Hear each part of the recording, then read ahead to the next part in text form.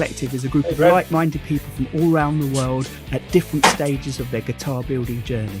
You can join us over on our forum to seek advice or share tips on guitar building processes, materials and tools, or just to share your builds.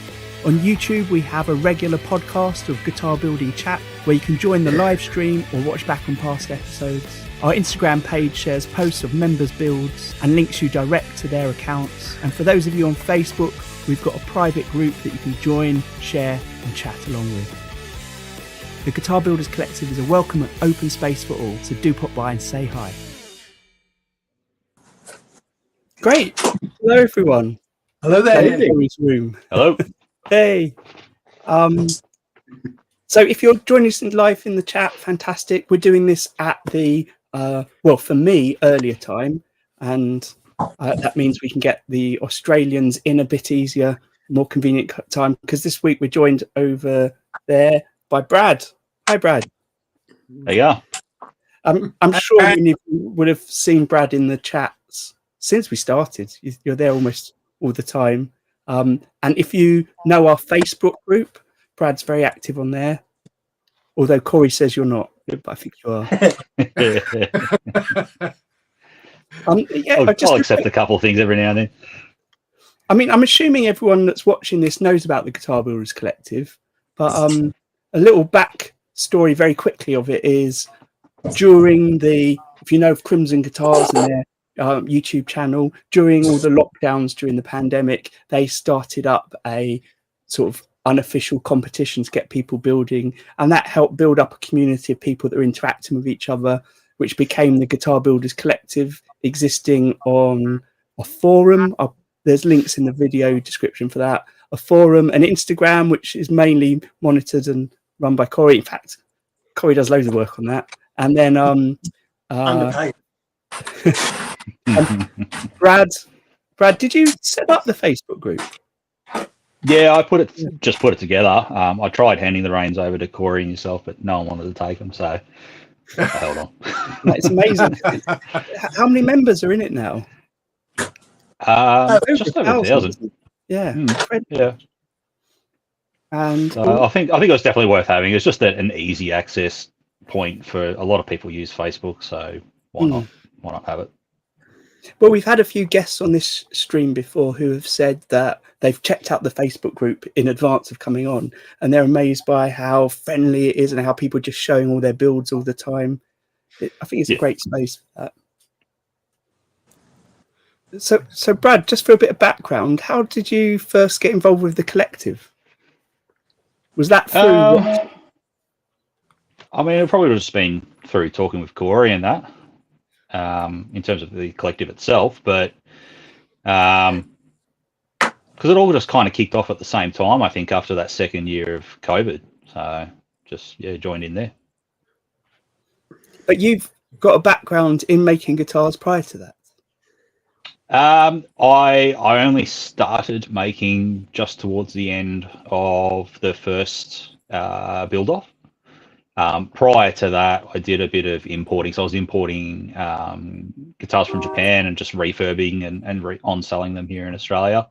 And that was kind of like how I was cutting my teeth on things like the fretwork and that sort of business, so that, once I had that skill set down, I knew I could, do the rest of the woodworking easy enough and move forward there. I wasn't aware of that. So what sort of guitars were you importing? Of that, like old classics or just modern? Yeah, just like vintage stuff. So I'm only stuck around the Greco brand. So a lot of Les Pauls and some of their offshoots through there. Because they make quite a good instrument. So, anything from the 80s to 90s was sort of the specialty where I was just sticking at. Yeah. That's amazing. I often say that I think, I'm not sure if this is true, but people that work in guitar shops probably know a lot more about guitars than a lot of us, because they're playing so many guitars all the time coming through like that. So you must have seen quite a few. Yeah, I think because a friend put me on to where I could get them through an auction site, and I started doing it just before COVID, and it was quite good. I was able to turn over 1 or 2 instruments a week just from home, and really honing in my skills. But come 2020, 20, I think it was, it really just fell over because the price of shipping had like doubled. Yeah, right. Our dollar would just absolutely fell through the floor, so it wasn't even a viable option to try and get something in and then be able to sell it at a reasonable price as well. So yeah, it sort of suffered there, and then we had our second child, and I was just like, no, I'm done with that. I'll just stick to my building and move from there.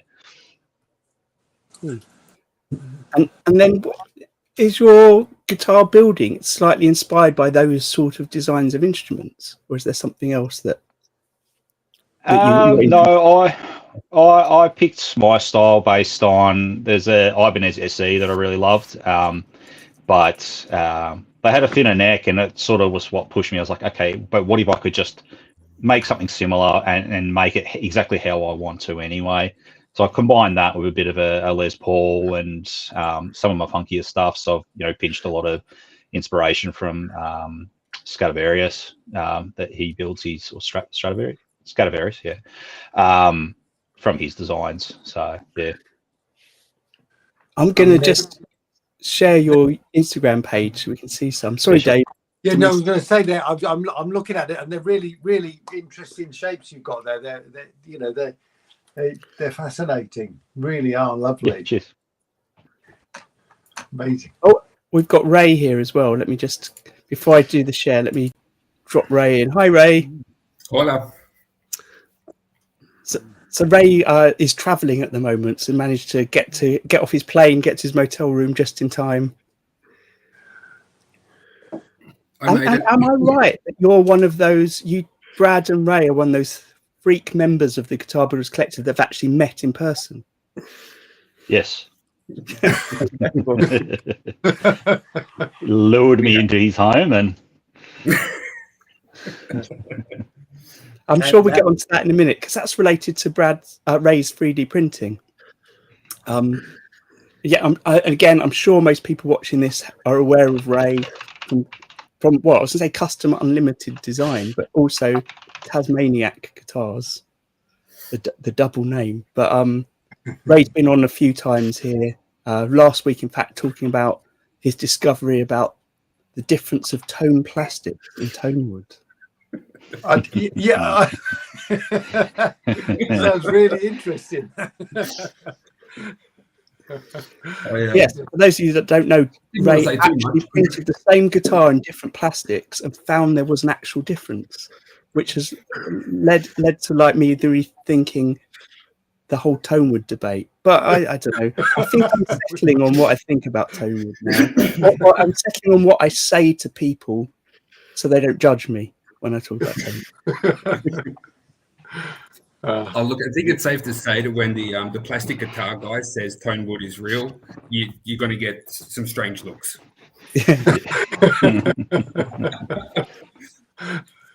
Oh, look, Chris has just said, I feel a bit rude now. Chris, who's in the chat, did just say that he's met me and Chris and Ant before.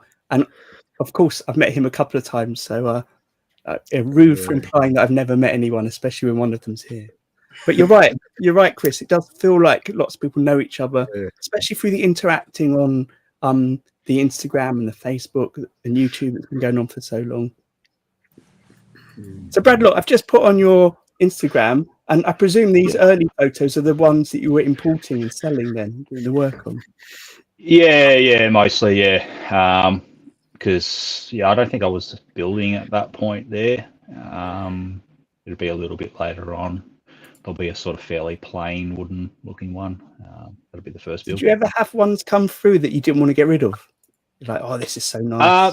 Yeah, I mean, and that was the fun bit of it because you kind of had a rotating library. So I really liked the tobacco violin burst style Les Pauls, and you'd get one, and then you'd be like, oh, this is the keeper, and then you'd find a better one, and you just keep rotating through. You're like, oh, well, I'll keep this one and sell the other one. I found a couple of real gems in there, like the old, like it's been in a case under someone's bed since the early 80s and never played. So I've got one that's got like not a single mark on it that's packed away, and a few others that are pretty choice instruments. Amazing. Wow. So did you have to do much work on them when they came in, or were they pretty good condition? You would really sort of pick your battles, and just try to get things that didn't look like they needed too much work. The most I ever sort of would go for was something that I could see would need fret work, and that would be the best one to try to get in, because most people would steer away from it. They wouldn't, go in and bid too hard on it. But other than that, I picked up a few real busted ones, and I haven't even got them here. They're still sitting in a warehouse over there, to practice doing some major repairs on the stuff. But other than that, kept it pretty simple. Brad, would you say it's fair to say that if you pick something that you could see obviously needs fretwork, there's a fair chance that the rest of the guitar has been well maintained and loved? That's a good point. Could be either or. Frets, it's definitely been played a lot. Yeah. It really depends on who had it, and some people will just view it as a tool. So if they play it a lot and smack it around, they don't really care. And other people, they just genuinely love the instrument and they play it a lot and they baby it. So you just, yeah. Yeah, I get this conversation a lot when because some of my popular videos and posts are about relic guitars that I make, and obviously there's the people that hate relics talking about the only way to have a real relic guitar is play it for 30 years. But as I say to a lot of people, with my own guitars, I've had some of them 30 years, and I appreciate I'm not a full-time touring musician, I don't play my guitar all the time, but I'm so careful with them. I would I like cleaning them all the time, trying to make sure they're not getting dented. It's not necessarily likely to relic. No.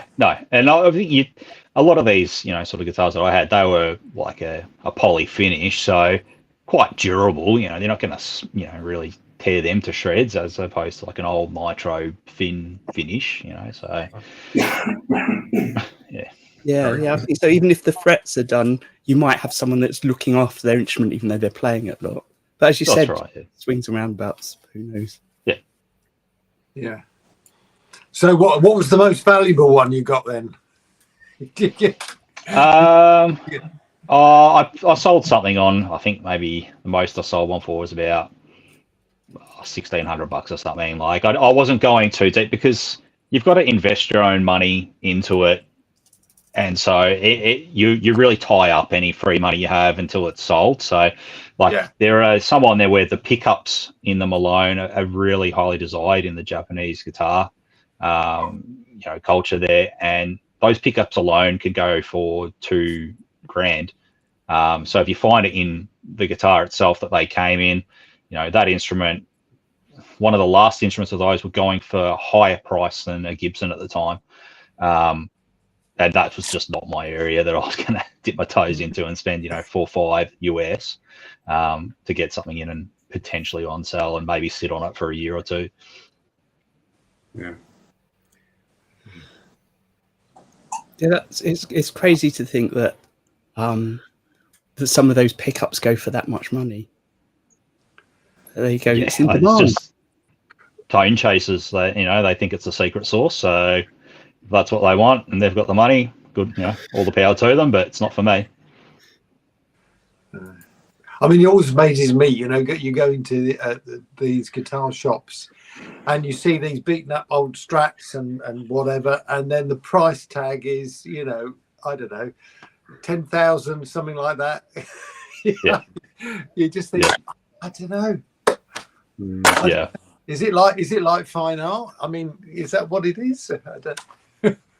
Yeah, I guess I don't know. Maybe it's like you have your old coin collection, and you're not meant to clean it up. You're meant to leave them all dirty and rusty, and it adds to the value somehow. Do any of you know what Muscle Men are from the 80s? No. The little toys. I think I remember those. Yeah, I do. I randomly saw a TikTok the other day where someone bought some in a thrift store, and I was thinking, I remember those. So some of them, there's like this whole group of collectors out there, and some of them are worth hundreds of pounds. And so with guitars as well, everyone likes different things, and I'm sure for some people it is the nostalgia of collecting something vintage. But I just don't. That's just something that doesn't appeal to me at all, personally. No. So, what was the most challenging guitar you built then, Brad? that I built so far would be the last build-off guitar. So that was with all the angles and everything on it. Oh, I was going to say we'll get to that. I'll find that in a minute, but hold on. Let me just stop. So can't quite see. So that one there. Yeah. Oh, that's beautiful. So that had like the, you can see like the side details. Yeah. In there. I was about to say, and then I realised your camera's flipped. That it's a left-handed one, but it's not. No. So full carved back and top. Wow.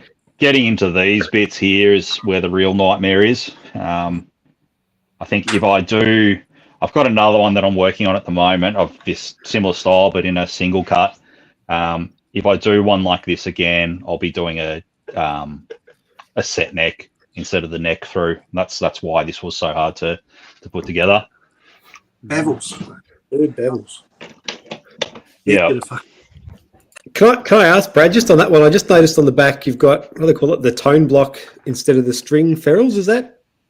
Yes. I remember seeing that like a build. Yeah. It was from Uroa Guitars.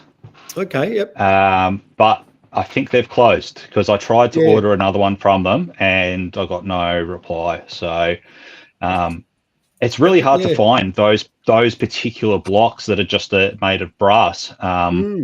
You can get some from, I think, the States, but they are really expensive. I think it's like $80 plus shipping. So this one was like $50 and $7 postage. It's the same. I remember thing. that. I was looking for some ferrules the other day and just ordered some. And then I remembered from a couple of years ago, I'm sure it was an Aussie builder or supplier that was advertising things like that on Instagram. Yeah. So, that's probably the exact person I was thinking of. Yeah. That's really nice, isn't it? Yeah, I think they look really smart. And obviously they get rid of that issue of not quite drilling something straight. Oh, yeah, it's perfect for that. My holes don't come straight through the other side. So, yeah. That was part of my thinking for wanting to try them as well. Yeah. So one thing I want to ask about your guitars, I'm not sure, let me see if I can find a photo that may be at the start of the process, is about the carving. Because like we often talk about using routers and things like that, but there's so many elements of yours which are kind of like this that are much more complicated. I presume that is done initially with a router. Yeah, that's a router bit. It's a flush pattern bit of some sort for detailing on a trim or whatever, and it gives you that. Like you see the very top and very bottom of it. It gives you that cutout there, and then I go through with another bit that clears out the middle, and then it's just start hogging into the top and back. Yeah, that's a really clever process. That is, yeah. As much as you guys talk about the technical side of it, and all of that, I just want to say that's fucking beautiful, man. I love that. Cheers. I'm just going to boil it down real simple. That's beautiful. Yeah. Cheers. I don't want to jump around too much, but later on I want to go back to the first post on Instagram you had of you building, which I assume must be one of your early guitars. And just again, it goes back to what I always say about when you see a boutique builder or someone that's building for themselves, the choices of wood are just beautiful a lot of the time. Things you don't see from a factory build. This sort of carving. Oh, sorry, I've interrupted. No, so I was going to say that a lot of the woods I use are they're pretty basic here. It's just black wood and either Vic Ash or Tassie Oak, that sort of thing. So very pretty accessible. But they're just a nice coloured grain. It's not nothing too flashy. Pretty straight, plain, boring grain. But once you start putting some carves in, you get a bit of that detail with the grain. It starts to move around and dance a little bit on the body. So if you look at this one, for example, where you've got the carves on it, which looked to me like you've done it with chisels. Yeah, with a gouge. So if you've gone into this, you said that you were originally buying guitars to sort of hone your teeth on repair and stuff like that. Have you got an experience with woodwork prior to this? Just the basic stuff, like making some MDF boxes for subwoofer installs and that sort of thing. Other than that, nothing. I'm Wow. always impressed by seeing people that seeing people that just jump straight into more complicated things. Yeah, well, I mean, the way I see it is, it's just if one person's capable of doing it, so is another. You're not starting on Monday and completing the whole thing by Tuesday. You're taking it bite by bite as you go along. So, you don't have to complete the whole thing in one go, and you're just taking that next step, and you get the tool you need for the next bit, and you just plod along. And it's just that attention to detail as you go. And if you keep that attitude, then I think most people can achieve whatever they want. Yeah. I mean, this one that we're looking at the moment, and you just sort of mentioned casually you went round with a router, but trying to come out with a router without chipping bits off must be really difficult. Yeah, because a lot of it you're breaking the that rule of following the grain and everything. Yeah. I found, like, I was really nervous about it. I was like, this is just going to shred itself, and I'm going to be cutting wings off and doing it again. But I found if you're just going so slow and just really nibbling the router into it instead of trying to just hog around in one big hit, it doesn't do any damage. It's you'll get that burn from going slow, but you won't tear chunks out. Right. Is that Blackwood the top or part of that one? Yeah. So that's a Blackwood, silky Blackwood sandwich. Yeah, okay. Because I found Blackwood doesn't like routers very much. No. The woods I've used, that's probably the one that I'm most nervous at when I go around a tight corner. Yeah, just slow. Obviously, where I can, I won't do that. But something like this, I didn't have any choice. So you're just holding that router and just nibble around the corner really slowly, and it's fine. And obviously, it feels to me like, and I know it's maybe a superficial connection here, but that your guitars and Corey's guitars have a lot in common with some of the shapes.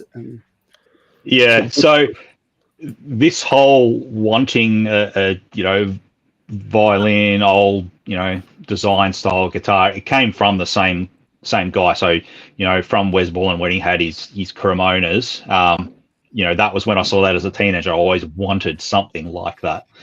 So it was a combination of that and the other influences that I had that brought me to this.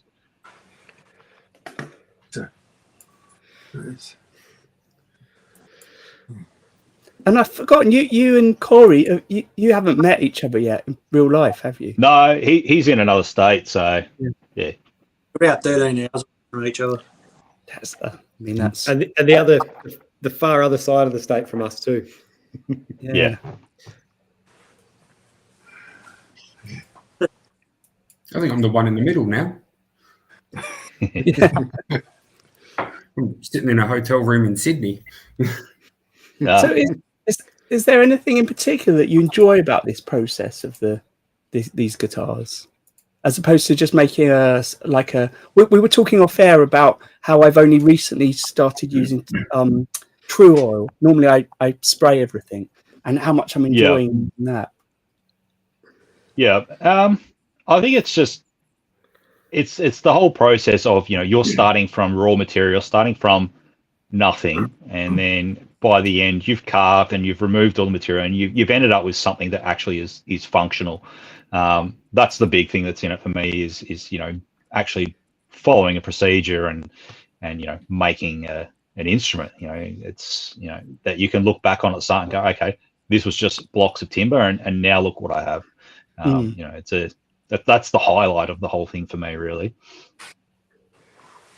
Yeah, I wasn't sure because a lot of the ones that you were importing, I appreciate you importing them to sell, so you had a different reason for picking them. But obviously, they all seem to be poly-finished, bright colours. Yeah, and things like that. Yeah. I just like the natural timber look. I chuck a bit of stain on them, but I still try to follow that vein of those sort of earthy colours. So, the gold fret wire where I can get it, and gold hardware, and the browns and all that sort of thing. So, I did a guitar for a mate, and he wanted some purple in there. It's not something that I would have chosen myself, but I still enjoyed doing it. And I thought it came out looking quite nice still. the stain on that one looks amazing. Just Yeah. with the two-tone colours, and I love the like that stain pattern on the back of the neck where you kind of have the darker, around the heel, and then at the headstock and the light a bit in the middle. I always love that effect. Yeah, it was kind of, you're doing that whole like, oh, if this was worn down here, obviously it would never had black on it there, but if it was worn down, that's kind of where you would expect it. Yeah, I love that back of the neck there. That's one of my kind of I'd like to do something like that one day. Yeah, Like a burst for the neck, isn't it? Yeah. It is beautiful. What sort of stain do you use, Brad? the Angelus dies. Ah, yeah. So they had a really good marketing department because they're leather dyes, right? And yet, Yeah, that's right. People use them on wood all the time. So, but they It's just a still have leather spirit-based dye. stain. Yeah, I feel like they're the go-to stain for so many people that they should maybe box a little set up for luthiers or wood staining. What? Well, Big D's? they're a big supporter of I forgot his name now. Big D. Oh, right, okay. And that's where I learned how to do it. Like every time I go to stain, I usually go back to his videos and just re-reference them and refamiliarize myself with the process. He's an absolute goldmine for how to use those stains. So I'm just adding him to the list of people to invite onto the show one day. Yeah, no, he'd be good to have on. Spike was using them at one point too. Sorry, Corey, I misheard that. What did you... I said, Spike. Oh, Spike, yeah. Yes. Yeah. I haven't heard from Spike for a while. Yeah, he's been doing golf. Yeah, his golf and his Ball clip. clubs. So the thing that I wanted to ask you about, because I've seen it in the background of a lot of your shots, is how neat and organised it is in your space. Where are you working? Yeah, that's just in my garage. Yeah. So we got a little bit of an extension on the side of the garage when we built it, and it's just enough room so that I can wheel out my bandsaw and that sort of thing where I need it. And yeah, I've got my main desk there that I work on.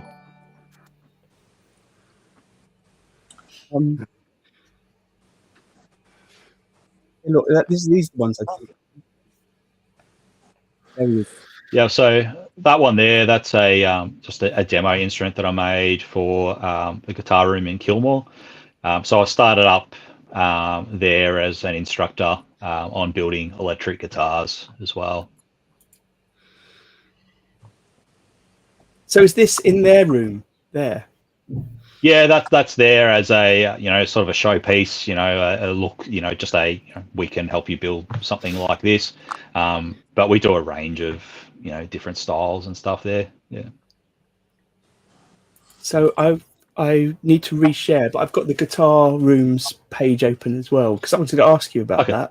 So how did you progress from teaching yourself basically to build to becoming a teacher at the guitar room? Yeah, so I went in doing a acoustic guitar building course there with them, with Rod, who runs the show there. So I built my acoustic, and towards the end, we sort of discussed, because he had seen my electric builds as well. And then we, had that discussion and said, well, let's try and bring some more business in, next year, and we'll actually do some electric builds too. So it's been slow going with getting people in the door, but we're making progress. I've had 4 people come through now. One of them's finished. But it's heaps of fun, showing people how to do it, and what they're producing is of a high standard too. So I've been really happy with it. So are they an organisation that's been around for quite a while? The Guitar Room is one of the oldest, or the oldest guitar building school in Australia. So they didn't start in Kilmore. They started, I think it was out Montsalvat, and then Eltham, and then it's wound up in Kilmore. Oh, it's great that you've been part of being there to help them move on to these electric instruments. Yeah. No, I'm stoked to be a part of that. And we had this idea of sort of keep it simple, stick with 4 designs and that sort of thing. But you get the call and it's, oh, can we just do this and tweak it a little bit this way and add a little bit more? And you're just like, yeah, right, well, come on, let's make it work. And it's we'll see how far it all goes. We had exactly the same from Sean from Crimson the other day, but with his teaching, people come in with their set. You've got the set designs, but everyone wants to push it a little bit and try and do something. Yeah, and that's fine. Like if they're going to pay for it, I want them to build something that they want. It's the same with if I'm doing a commission build for someone. They're like, oh, can we do this? And then they're saying like, oh, whatever's easier. And I'm like, well, I don't worry about what's easier. I'm building for you. It's your custom instrument, so you tell me what you need, what you want. Yeah. If you want what's easiest, build it yourself. At the end of the day, but you got to spend that money. Make it how you want. Yeah, that's right. Yeah, it's not every day you get to have a custom something built for you. So, make it exactly what you want. Brad, how long are the courses running for out there? The electric ones? It's pretty much a as you need basis. So you would come in the 1 day a week, and then we run you through for the day, and it's until you finish. There's no, we're not going to try and rush someone through the door. It doesn't help anyone, achieve the result that they're after. We've got one guy at the moment. He comes from southeast Gippsland, but he comes up and he stays local for a few days, and he does a few days on and then drives home. But everyone else, they just come in for the 1 day. But I'm flexible with that. People can chop and change their days and whatever. Yep. Cool. And then I've just opened up the page. This is the acoustic course, the electric course. Yes. So if it's the oldest, one of the oldest guitar making schools in Australia, are there multiple ones, or are there just like a few that are established? No, there's quite a few. I know some of them are just put kits together and finish them, but there are quite a few that are start to finish. I know even Ormsby does one over in Perth. There's another one up near Mansfield. There's one closer towards where Arran is, up near Dalesford or something. There's the Australian Guitar Making School. Yeah, is that the Wildwood Wilson? Instruments one? Yeah, there's one. I think Wildwood Instruments, they do like a kit guitar course up near Dalesford. But there's probably, that kind of area, there could be a few different, creative, artistic things going on. Yeah. And there's a few up and down the coast, I think, with the Australian Guitar Making School. And I think that's Brisbane, Newcastle, and I think they've got one in Townsville or something. Yeah. Pretty sure Fletcher does one too in Wollongong. Yeah, he does. Yep. That's quite a good selection. I was just thinking how many we got in the UK. I know I went to one down in Totnes, a tiny little place above a shop. But that and Crimson, I don't know anymore. I don't know whether Daniel does. It's there are definitely more, but we're spread a lot further out than on the landscape though. Yeah, you are. Yeah. No. There's a few in and around London that do proper courses that you study on for a number of years. I've seen them at guitar shows before, but again, it's not something that I really.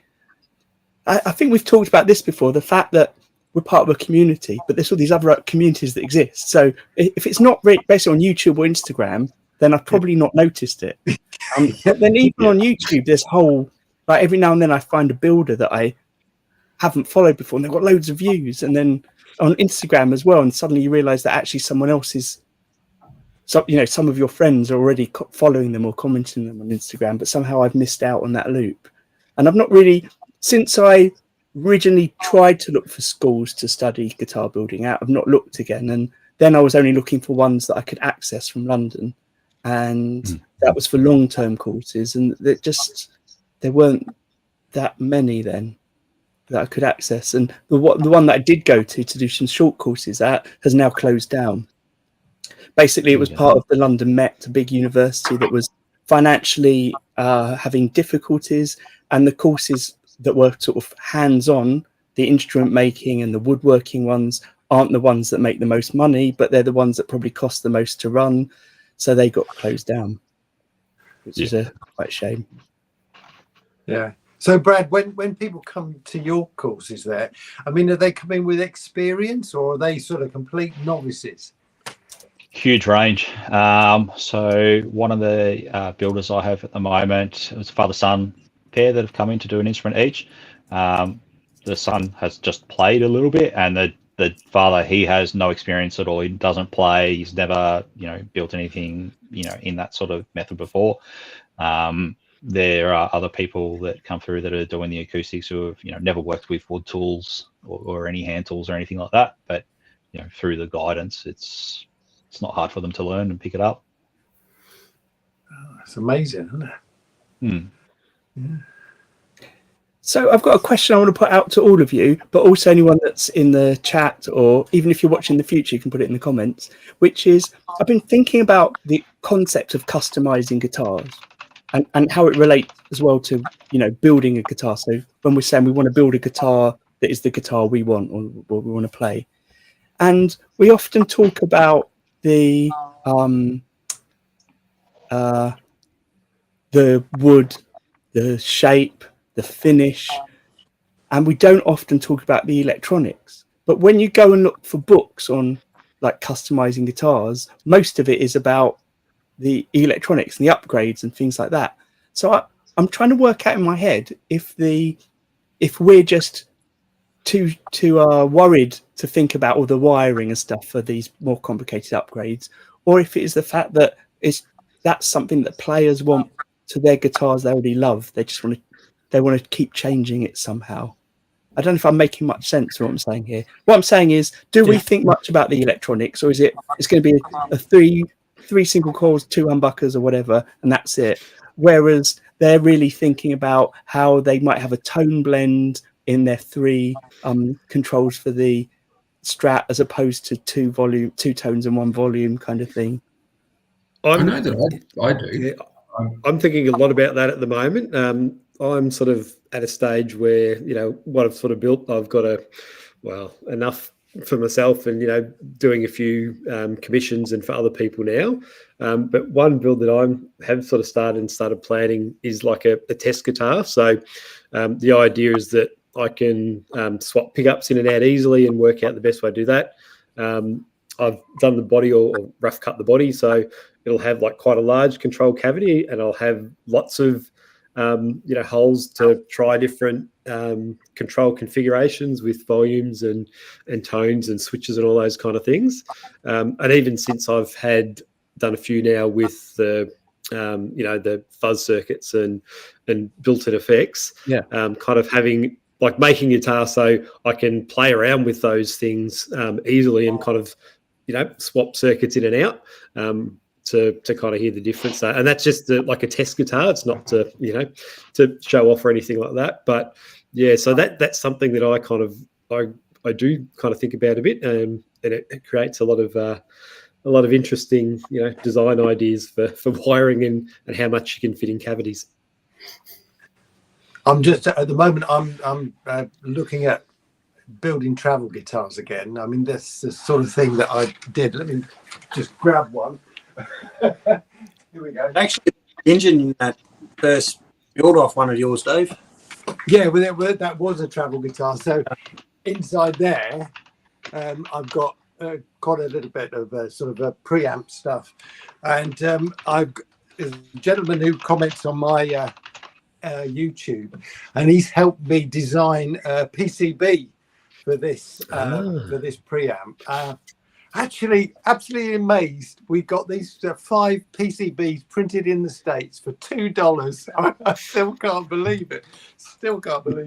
Anyway, the idea being there that you've got piezo pickup and electric pickups, and you can plug it effectively into an iPad and do stuff while you're traveling. That's the idea.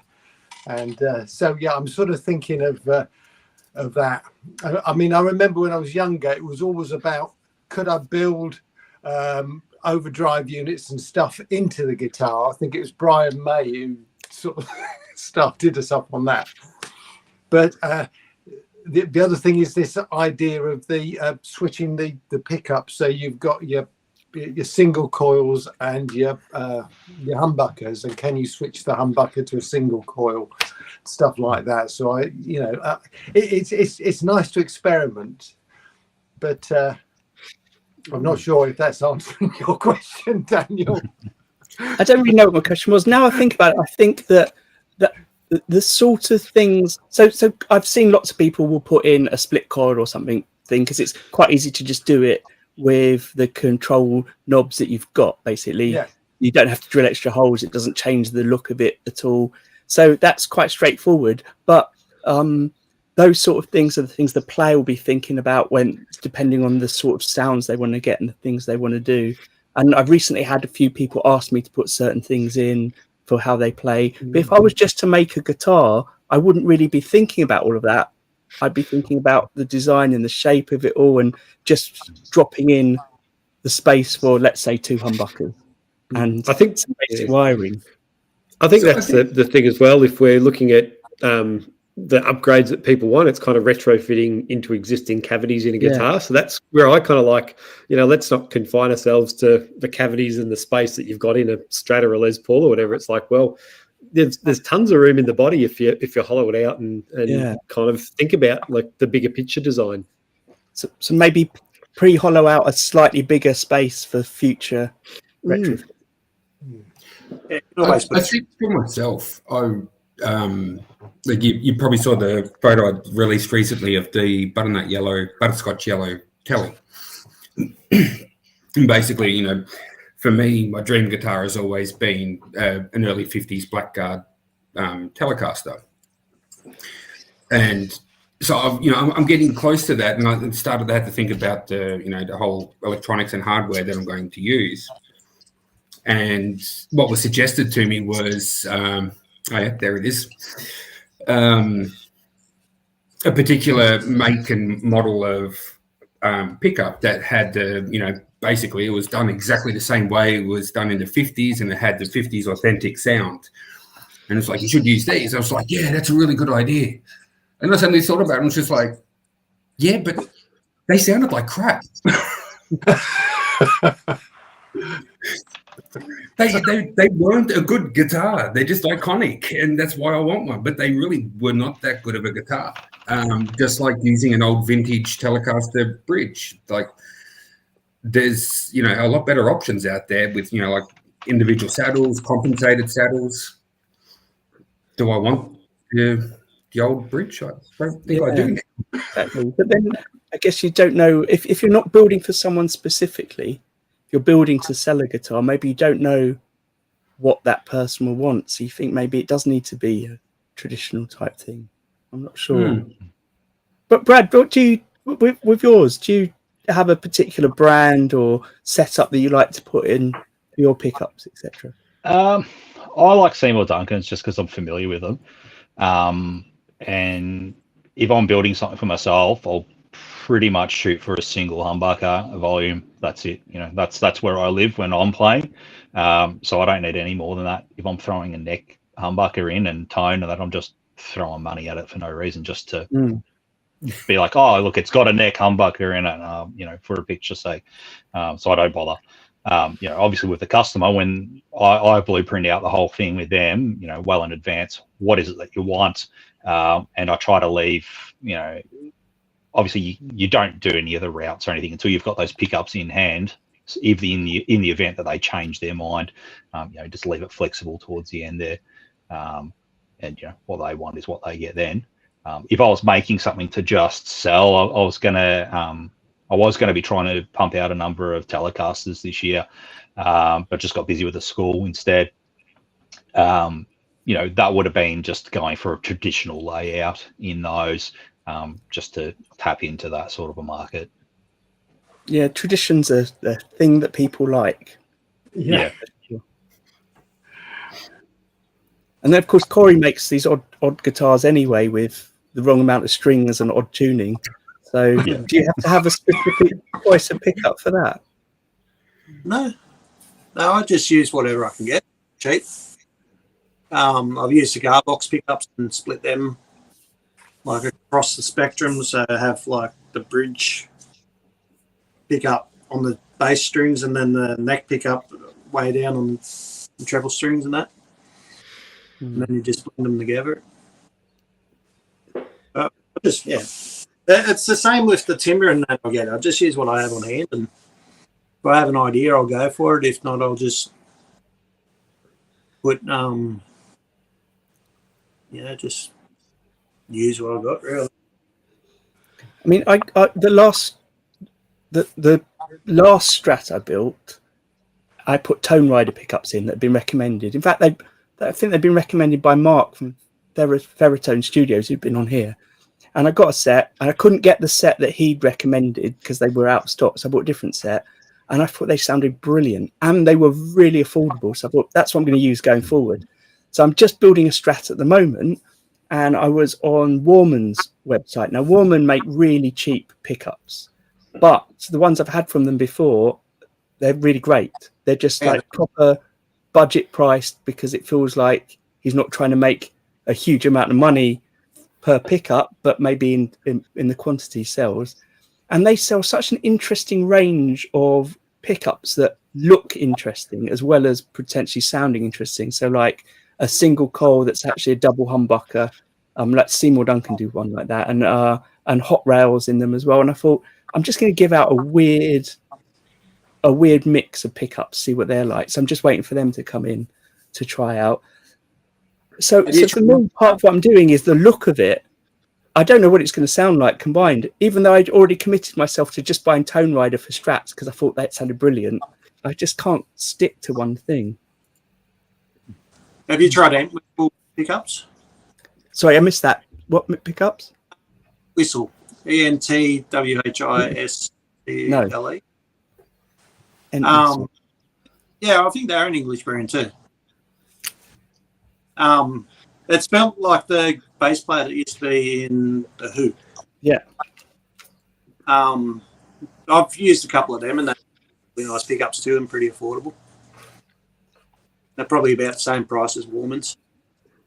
I know we always talk about this, we've talked before about this idea that the pickups maybe aren't that important. If they've got good output, you're putting it through all your pedal board and your EQ and your different amps, and maybe that's as important, that's more important for the tone you're getting. And I'm still undecided on that because I've been watching some YouTubers talking about it. So Rhett Shaw the other day was talking about talking about the price of guitars and saying that 100% a really expensive guitar doesn't necessarily mean it's any better than a cheaper guitar.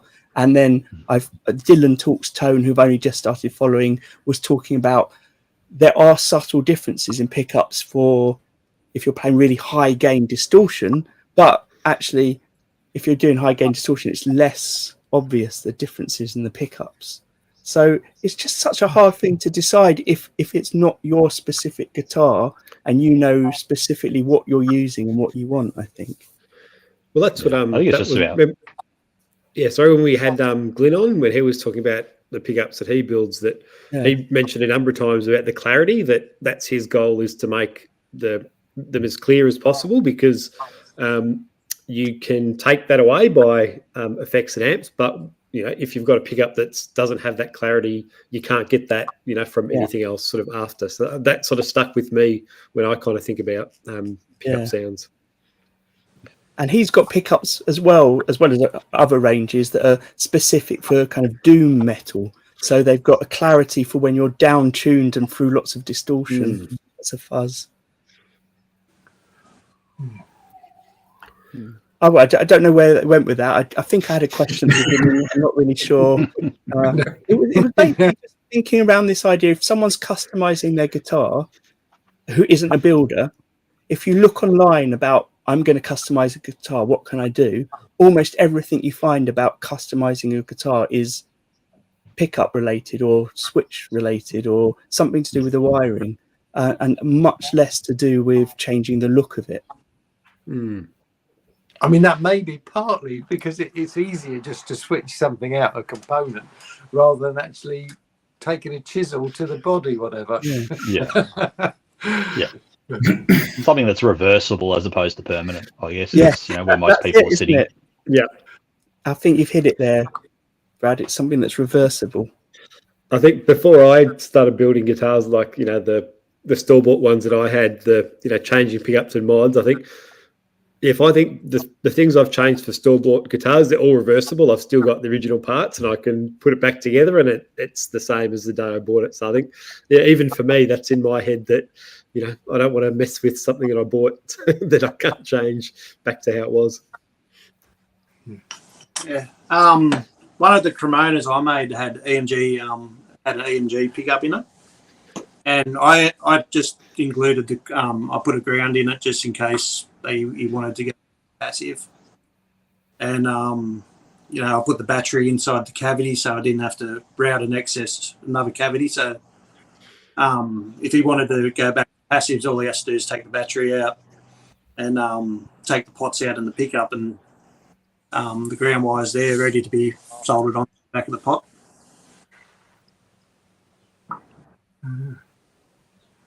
Yeah. So that is one of the things I like about the EMGs is that it's I think it's why I used them a lot more than any other reason is the fact that you buy the pickup, or you buy two pickups, and then you get half the controls with them, and they all just plug and play. And even though I've got a pretty solid electronics background throughout my entire life, I still hate wiring a guitar. So when I can just plug it all in, I'm just like, yep, I'm happy. Happy days. Yeah, the quick change system on them is pretty good. Yeah. You can use the pot from the EMG for the blackouts and even the Fishman, I think. Yeah, right. I think Fishman might be a bit different because they have the different voices in them. I'm very impressed with the EMG setup for the solderless system. It's very good. Yeah, even the passive stuff, same. Is really good. I've got a feeling that's something that Mark Gutierrez might have talked about before, about why do we need to solder things when you can just literally plug them in? It seems a bit like an extra stage of things to do that could affect your signal if your solder join isn't perfect or fails in the future. Yeah, I think it's just a manufacturing thing. From back in the day, it was going to cost them a lot more to make a connector than it was to just solder a bit of wire down. So that's just what we're stuck with. It's going to be a big production thing. even now. So probably in those early days, they weren't thinking about changing pickups and switches down the track. That people want to do that when they were building them in the 50s and 60s. So that whole argument of soldering versus crimping is something I've actually had to deal a lot with throughout my working career with car audio and security and basically just wiring in cars as a general rule. You've got two camps. It's almost like the Tonewood argument. You've got some people saying you have to solder everything, and then you've got the other guys saying no, you have to crimp everything. It's like, and their argument is that kind of similar to what you're saying, Daniel. It's just like if it's not soldered correctly, it's going to fail. It's like, well, yeah, that's true. And if it's not crimped correctly, well, that's going to fail as well. And the other thing is for me, so I'm just the soldering side. I solder everything in cars. With crimping, you've got multiple failure points. So if you plug it into a board, for instance, you've got the pin that is soldered to the board. You've got the cable that is connected to the board, the plug. So there's two joints. And then you've got the wire that's in the crimp. So that's three connections that could potentially fail. Whereas when you solder, you have one. Yeah. But then again, a guitar is a lot different to, a car. You know, we do it predominantly because of the vibrations that a car is subjected to. I look at it and think there's absolutely no reason why you can't crimp anything in a guitar.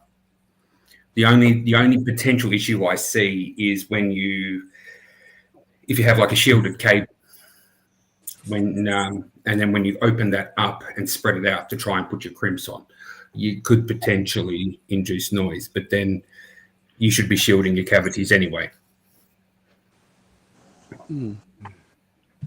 I think, when you look at a pedal and you plug a cable into a pedal, it's kind of a crimp connection. So, there can't be any loss of signal when we're touching just the very outer sheath of the jack itself and getting a solid connection there. Well, there's the old argument, and it really doesn't relate to audio, but it relates to more like radio transmission. So like your very high and ultra high frequencies. Essentially, every join that you have, you look at a 3 dB signal loss. But this is also, as I said, these are very high frequencies, way beyond the point of hearing. At that point in time, we also have to consider how many strands of wire is in each, or how many strands of copper is in the wire, because we have the skin effect, and we can start losing conductivity through that, like that. So at the end of the day, I don't think it really matters at all. But there's arguments for it. There is arguments for it. And hey, you know what? If dropping 3 dB on the higher end of your frequency is what helps create your sound, then that's what helps create your sound. Yeah. Just saying. One of my most popular YouTube shorts is just a really short thing about showing how, if your input jack in your guitar is like clicking, or you're losing signal, or it's intermittent, just a quick way of fixing it. And the amount of comments on that video about people that were saying, "Oh, I thought I was going to have to give up on my guitar because it's not working, and I fixed this," because they just don't understand that it's this really simple fix. It's a simple thing and how it works. I'm not saying everyone who plays guitar has to understand how everything works, but so that's sort of an interesting situation that they're in, where something so minor has failed, but they thought, that's it, got to give up on my guitar, or or take it somewhere to get it properly repaired. Yeah, I'm sure that happens a lot, though. Yeah, and that's the thing. For some people, like, it's just, they just don't know about that sort of thing, and they don't have the desire to learn, and that's fine. It's they just want to play. Someone like us, for people like us, we like the intricacies of it all and the insides and outs, what makes it all buzz. So to us, it's a super simple fix, but to them, it's the end of the world for that instrument. It's Yeah. So I just on a sideline, I've got that video open next to me because I just wanted to check something about it, and it's had. Wait a minute, how long? I don't know how long the video is. It's 37 seconds long. It's had just over 24,000 views. How much money do you think I've earned from that? Oh, about 3 cents. Not much. I've actually earned £1.54. So it's actually not bad for a short. Yeah, but that earns more than most of my videos, which take me hours to edit. It's pain. I don't Can we make hit you up for a loan? Sorry? Can we hit you up for a loan? Alone, yeah. Sorry, Corey. Daniel's share. Yeah. Alone. My YouTube income of £1.54. I don't really understand YouTube at the moment. It seems totally random. I'm getting more subscribers and less views, and it just jumps around radically from month to month. Nothing's consistent. There you go. And I know Scott was saying he's just been demonetized from his YouTube channel. Oh, is it?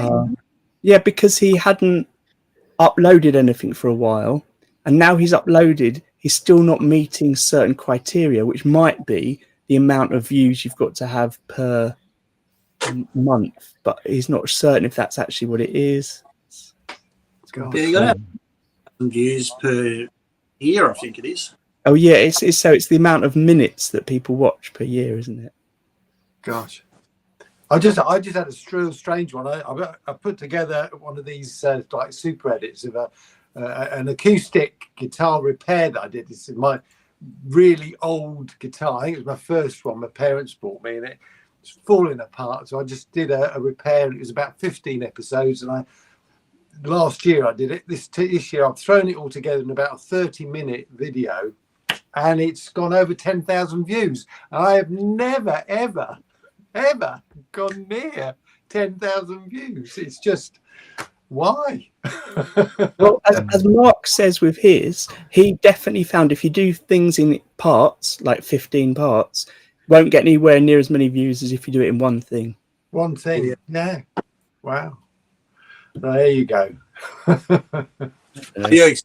that I put the other week, it had like 80 views or something after 2 days, and then after 3 days, it jumped up to over 600. Yeah. Yeah. Yeah. Just like it was just one video. So, Brad, do you make bass guitars as well, or have you concentrated just on the sort of 6 strings?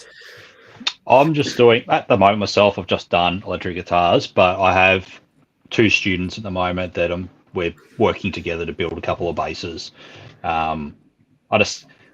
I've tried to get into a bass a couple of times myself, and every time I get one, I end up just selling it on. So I don't really want to commit too much of my own time to building a whole bass and then having it just sit there for no reason. So, I'm happy to do it with the students. If someone wants me to build one for them, I'll happily build one for them. I've built a 27-inch, extended scale, so we're halfway there, I guess. But other than that, no, I'm not going to build one for myself. So, do you have a guitar that you haven't built yet that you want to build? I mean, is there something special out there that you think, that's? Nothing special in particular, just different styles. Like I want to make a V. I don't like a V doesn't sit well with me playing. I don't particularly like them, the feel of them, but I still just want to make one.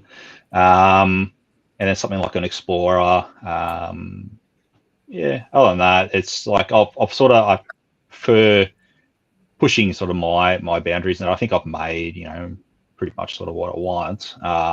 It's just making them better each time. But other than that, there's nothing special in particular that I want to make. No, and is there anything that you've learned over the period of time when you're building guitars? Sort of anything you sort of developed as you worked on them? Technique. I think it's just you just change your methods as you go along, and you find what works, what's more efficient as you go. Particularly, probably with building neck throughs and carving the necks. How you will sort of step out that process. So when you're going to get the fretboard on, when you're going to radius, trying to keep things square as long as you can before you start adding curves, I find is really helpful. But no one particular thing. I'm still trying to get my head around, what the best finishing process is for me. I'm really bad with a spray can sort of finish. So I've tried spray poly and spray nitro, and it comes up okay. But I've danced from wipe on poly to a shellac to wipe on hard wax oil finish, oil sprays, and now I'm back to wipe on poly again because it's just easiest. I think that's probably my biggest roundabout learning curve there, was just keeping it simple on that front. That's my favourite so far too, the wipe on poly. Yeah, it's just easy. If you keep it thin enough and give it a few days between coats, you can't go wrong. I'm excited to hear that. I've just got some in to try. So, does it need much finishing afterwards? Much sort of fine sanding afterwards or polishing? No, I just hit it with a. You get like those 3M scuff pads. There's like a red, white, and grey one. Just hit them with a really lightly with a grey one, and then give it a bit of a buff with a white one. That's all right. Or you just use some 4.0 steel wool. That does the job. Yeah. Because you don't, with the wipe on, you're not creating, orange peel or, really big lumps and bumps. You might get a little bit of dust or something in there as it's just sitting and drying. And that's where that steel wool, you just knock it back with that and it's gone. That sounds really good. Yeah. Yeah, I kind of, when I've done it, it's every 4 or 5 coats. You might just need to knock it back a bit if you get dust or you can feel it not perfectly flat. And then at the end, I normally, when I'm sort of finished, I'll give it a like a fine sand, just with probably same kind of thing, like a 800 grit or whatever. And then often I'll just give one more like really thin coat just over the top, just in case I've sanded something that I shouldn't have. But I've sort of been happy with that so far. It works well as a bit of grain fill too. If you hit a couple of heavy coats on the top and then give it a bit of elbow grease on that before you hit that third coat, it fills a lot of those pores and stuff, and then you can just keep applying. You end up with quite a flat finish. Okay, I might have to try that one. I feel like we've talked about it before, about the fact that you watch on YouTube lots of people doing the same thing in different ways, and often we do the way that we're used to and we've developed that way, and that's our way to do it.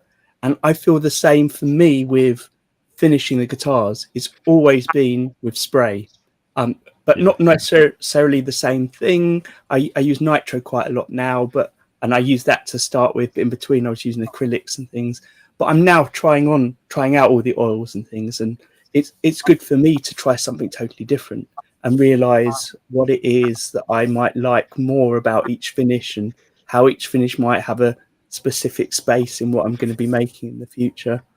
But it wasn't really until I saw some guitars at a guitar show. It was Lighthouse Instruments guitars, actually. Ben, he'd finished his in some oils, and I really liked the look of it because it was sort of semi-glossy, but you could really see the grain in it, like the texture of the grain surface. And I thought that was just really cool. It's not something you really get with the sprays in the same way.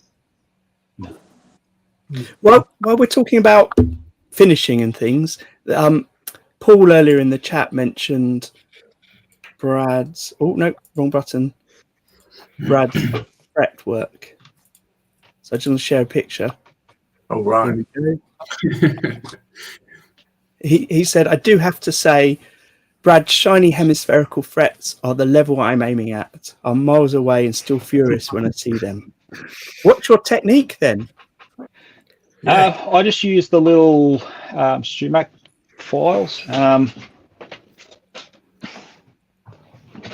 Just that little fret end dressing file. So I've got that. I've got another brand of one that's a little bit finer as well. And I'm just removing the material there, just creating that round over. And once I've sort of got a rough round over shape, I find those nail buffs you get, it's like a 4-sided bit of foam, and it's got the different grits on each side. And you can just buff around. You go straight over the edge, and then you sort of come in on an angle from both sides. And then you go through the grits on that, and it cleans it up really well. That's a really good idea. So obviously you're shaping your frets once they're in. Yes, yeah. I tried to do some outside, and it wasn't. Yeah, it just didn't really work for me. I've seen people, they've got that little wheel that you can put on the drill press. That looks pretty handy. I would still like to try that one. But I mean, that's quite pricey for something I could do by hand anyway. And having the auto sole on the felt wheel that you put on the Dremel, loading that up with some auto sole and then hitting that around, as a buffer as well, really helps to dial in that curve. I've got to say that Ty from Chop the Fox uses the he rounds off his ends of the frets before he puts them on, but he uses a Dremel bit that he's sort of customized as opposed to one of the expensive pieces, and they look really neat. Like yours look really neat as well. It's just a different way of doing it. But for me, the idea of making it outside and then putting it in, I'd always worry that I'm very slightly off. I've sanded a bit too much, ground a bit too much, and the fret's not going to fit anymore. And that would be my slight worry. But I do want to try that method too as well. But this looks looks stunning. There's a lot to sort of have to pre-plan if you're going to do them before you get them in there. And plus if you're going to level and crown afterwards as well, that if you've pre-rounded the ends and you level and crown and you bring it down a little bit, you've got to redo that curve anyway.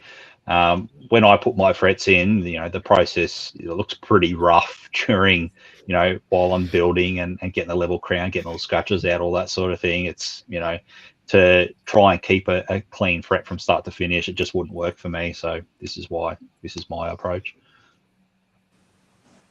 I've been using the same sort of things you're talking about, but they're made by a company that make micro mesh pads. So they come in a pack of micro mesh ones, and I think they're basically probably the same, but it makes it so much easier using something like that, I find. Yeah, I think the ones I get were like $6 from Woolies or something, and it's just in the nail section, and you use one per guitar, you throw it away, $6, probably a bit cheaper than some of the fancy stuff. I use the micro mesh pad. Do you still have Woolworths in Australia then? Yeah. So I used to work for them. It's my first job, but they went bankrupt here many years ago. Really? Don't get them on the high street. They're one of the most profitable supermarkets in the entire world at the moment now, which is the whole thing here. Wow. Sorry, I interrupted totally. Proper guitar talk then. What were you about to say, Arran? I was just saying I use the micro mesh pads a lot. And obviously you can re-wash them and clean, but they eventually wear out. But I think I'll have to try the nail file pads, because that sounds a lot cheaper than having to buy the micro mesh. That can sort of add up a little bit at times. Yeah.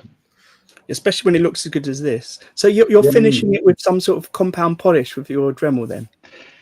I use, after I've crowned them again, there's the little rubber wheels you get from Stumac to go on the Dremel. It's a fret rubber wheel. There's a red and a green. The red is a low grit, and then the green is a high grit for a bit more polishing. You just create a little round over in those, and then I pass them over the top. That gets me most of the shine back. And then auto Saul over the top with a felt pad across the whole way, and then a little bit extra detail on the round ends to give it that bit more curve. Nice. Yeah.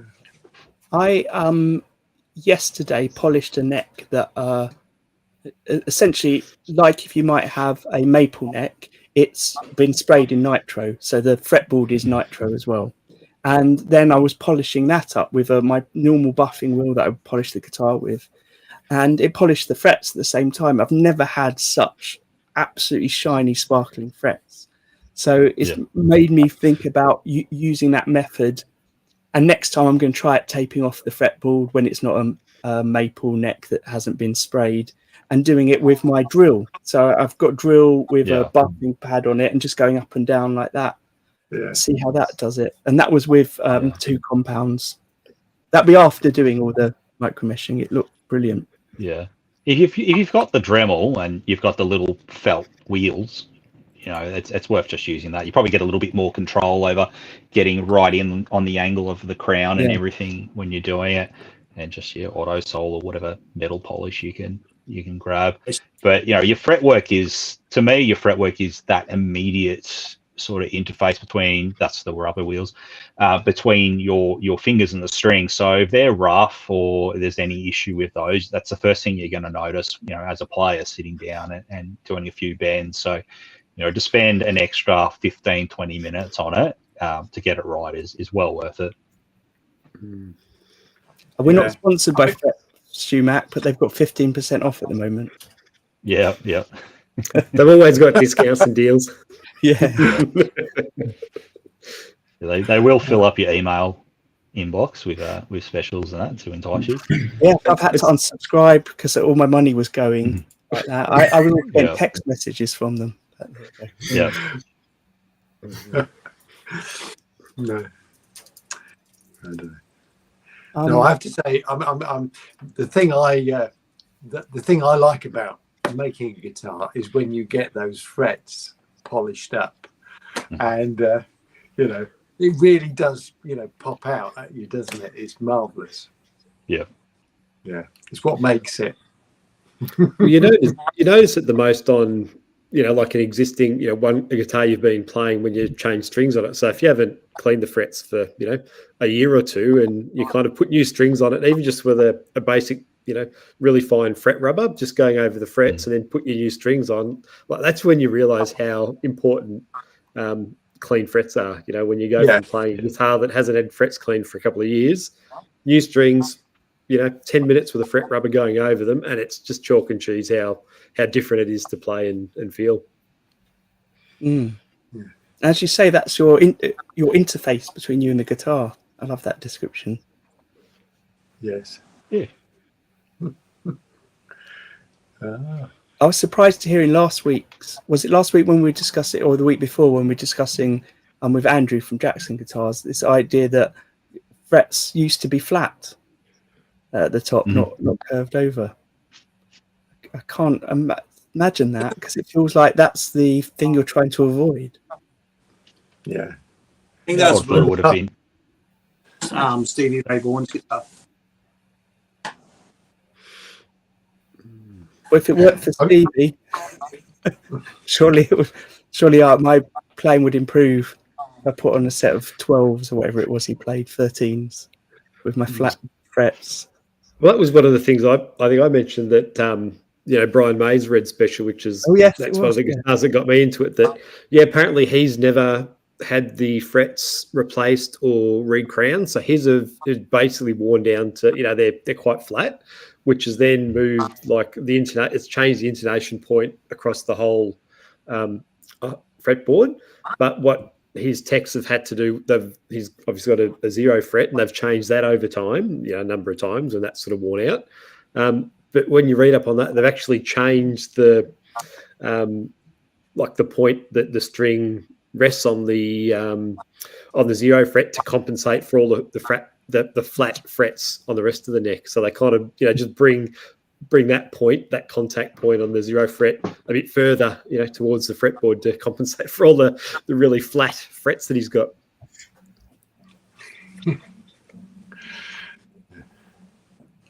Are there any? I was about to ask you if there were any, Brad, if there are any particular players that have inspired your work, but we clearly said, I've forgotten, that Wes Borland is the one that really got you into that design shape. Just in terms of, you know, someone having that iconic, you know, guitar that stood out to you when you were younger, it was him. You know, otherwise recent times it's, you know, Adam Jones, and it's just the finish. It's that silver burst finish that he has on the Les Paul. You know, if I could nail a painted finish, it would be, you know, a silver burst for sure. But other than that, I don't think there's a particular, you know, musician and the style of instrument they play that, you know, has pushed me in a direction. It's just been, you know, the design itself that I like.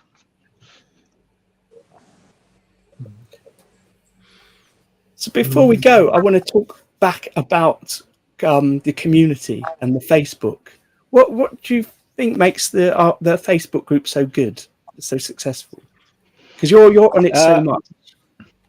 Yeah, I think with ours is a sort of, you know, take no prisoners approach on, you know, stamping out any of the negativity, you know, and, you know, sharing of the information. So many groups with all the old hats in it, they come across as desperate to hold on to that information and not share it around. There's a lot of gatekeeping and that sort of thing going on. And, you know, it's just, it's not the way it should be done. If, you know, you're going to sit there with a bunch of people and trying to enjoy something, you share the information around, you know, you help each other out. There's no point, you know, there's a big enough market out there to share this information around and not lose customers. You know, these people that are worried about, you know, losing their customer base if they tell someone how to do some fret work or whatever. Like, it's just, you know, help each other out. We're all in it. I find it inspirational seeing the just range of different things on it as well. And you're right, everyone's in it. Everyone's helping each other. I just pointed out at the top, there was a link to a folder that Ray put up of loads of different blueprints for different guitars, which is excellent. Like templates and things. So like those necks, wow. Who's a freaking idiot? We know Corey's work mile off. Amazing. You've rounded the neck over now, haven't you, Corey? Yeah. Hey, if you want, but I thought what were you talking about, Brad? You're not talking about Ray, but we're talking about everyone. We're all in it because obviously you're both quite prolific on the group. Just 1 second. Oh, I hadn't noticed this had lights in it. I must have missed that. Oh. Right, I'll stop doing that and let's just talk a bit about Corey's neck for a minute. Yeah.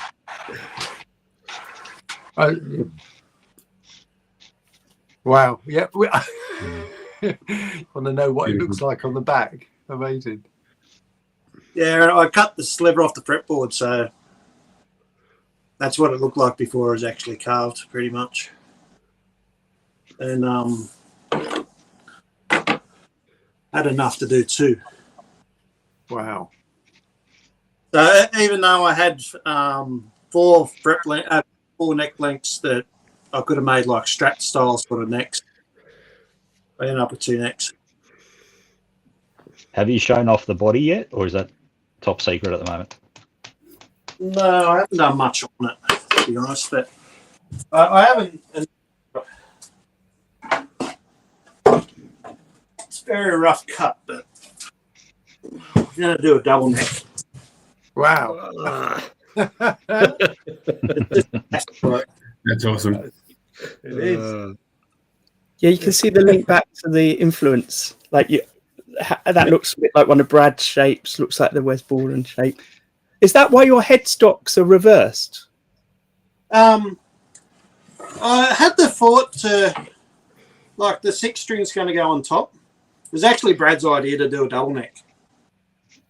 And I just thought I'd have them.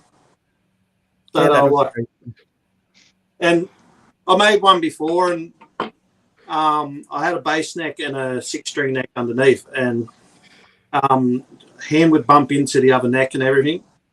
And it was tough to tune the bottom neck, so I thought I'll have the tuners away from each other so they can. So it's just easier. But who was what was his name? There was a guy in the first guitar build off that built about 5 guitars, Novak. Oh, He was doing,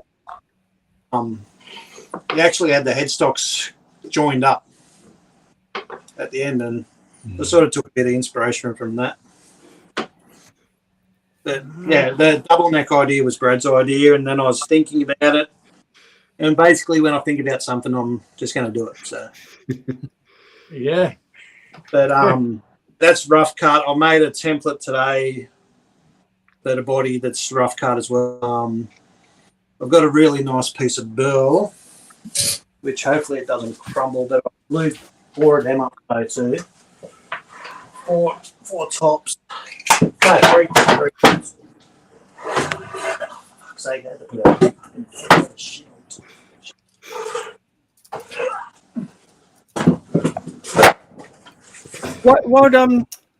While Corey's getting that, we've talked before about how to have something that's sort of individual, so like your thing that's on every guitar. And when I saw Corey's headstocks, then I was thinking about headstock design and stuff. Have you got anything, Brad, that you think is your unique thing that you're going to put on every one? I think Ray had mentioned 12th fret markers as a thing you could do. I don't know if I have anything particularly unique that I do on mine. I try to use just as a staple, I use Gigi for the fretboards all the time.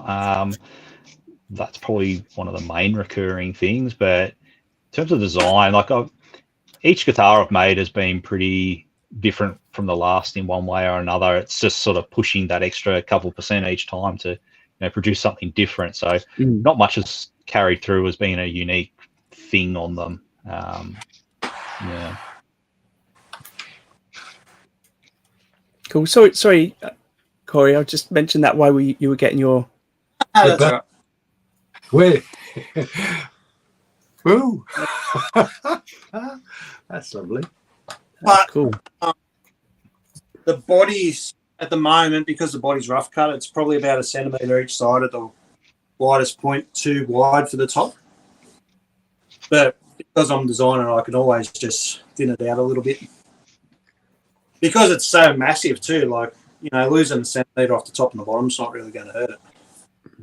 Just as long as the neck's got enough apart. But I got this bill a little while ago. The Explorer that I did was made out of that as well, and the headstocks were from this. It's like an old end tape, like a lady had it for a table, and I just seen Burl and I went, yeah, that pops. Wow. And do you think you'll use your blue resin fill again to match the colour on the headstock there? Yeah. So what I actually did with the headstocks was I got the powder and I just spread it across the top of the headstock, and then I was going to super glue over the top of it, but I ended up just spraying some acrylic clear coat over the top, and it stuck. Nice. Oh, right. Like, it's smooth. It doesn't, like, I've given it probably about 6 coats today just to get the logos underneath the clear coat as well, but it's smooth to the touch and nothing comes off. And I'll be putting resin in some of these holes here that I wouldn't do the whole top, like just spray it on spraying on the powder really. But I want to do natural sound holes as well, I think, just because of spaces. Probably just stabilise the little holes with a little bit of resin, but just leave it the way it is. I'm looking forward to seeing that. And is that one for you, or did you say, or did I miss? Did you say it was for someone else? No, it was for me. Nice. I just had the idea. Like, I was doing these next for your luthier lunch break, and I thought, well, I'm going to have necks sitting around. I might as well make a body for them. So, and because they were nearly identical as well, I couldn't separate the twins. So I thought, yeah. Brad thought, double. Yeah, right. Let's do it. I didn't think you'd go for it, but hey, here we are. Yeah. An idea there. It's on it. I've known Brad did know that you suggest something, I'm probably going to go for it. Excellent. Now that I know. Right. Suggestions for Corey in the comments. Yeah, absolutely. Suggestions for Corey to make. He goes, oh, you should get this. And it's like a pedal that he's bought from Japan. Yeah, right. And then I can spend other people's money. whole bunch that I've had to buy because you go, oh, have you seen these? Like, no. And like I'm 4 tops down the bloody down the hole. And the frets thing, he joked that too. Like, don't talk to me about stuff I have to buy now.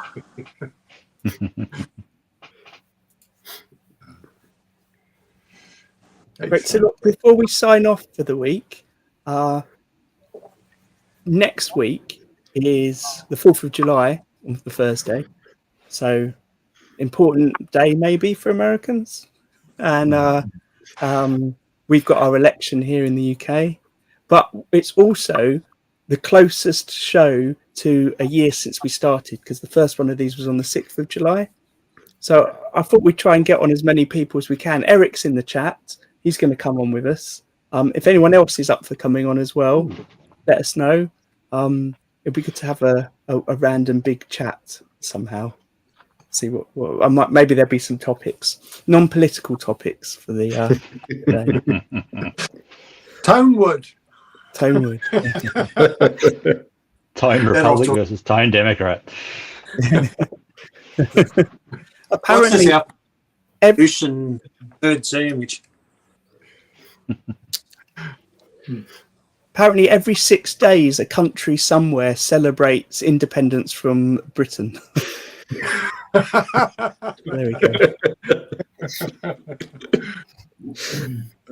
But yeah, it'd be great if even if you can't come on or don't want to come on, if you've got any suggestions of topics or questions you want to ask, that'd be good. It'd be good to have like a list of questions that we could all just sort of jump in on that people have asked.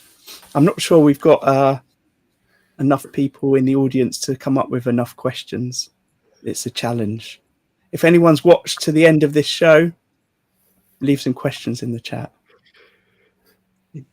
Yeah, filthy colonists. That's us. Yeah, I prefer not to think about the past of this country. Yes, we're best. I prefer not to think about the future of it as well, actually. Let's think about guitars. So, Brad, brilliant having you on. Thank you. That's right. And yeah, Brad's all been in the chat for so long, and I've known him like chatting online and in Facebook, etc. And it's just been hard trying to find a date and a time that works. But now we're being a bit more flexible with the time of this show. So next week, the 4th of July one, is going to be back at the time we used to do, which is 1 p.m. in the UK, 7 a.m. where Mark and Scott are. It'll be 10 p.m. for Arran. 10 p.m. Yep, 10 p.m. here. So anyone that's around, that'd be great. I've left a link to Brad's Instagram account in the description for this video, so go follow him. But also you can check him out on Facebook. There should be a link to the Facebook group as well there. Excellent. Great. Well, thanks everyone. And thank you. It's been brilliant. Thank you. Nice to meet you all. Yeah. Thanks. I hope to see you all next week. Yeah. Ciao. Bye. All right. See you all later. Bye. The Guitar Builders Collective is a group of like-minded people from all around the world at different stages of their guitar building journey. You can join us over on our forum to seek advice or share tips on guitar building processes, materials and tools, or just to share your builds. On YouTube, we have a regular podcast of guitar building chat where you can join the live stream or watch back on past episodes. Our Instagram page shares posts of members' builds and links you direct to their accounts. And for those of you on Facebook, we've got a private group that you can join, share and chat along with. The Guitar Builders Collective is a welcome and open space for all, so do pop by and say hi.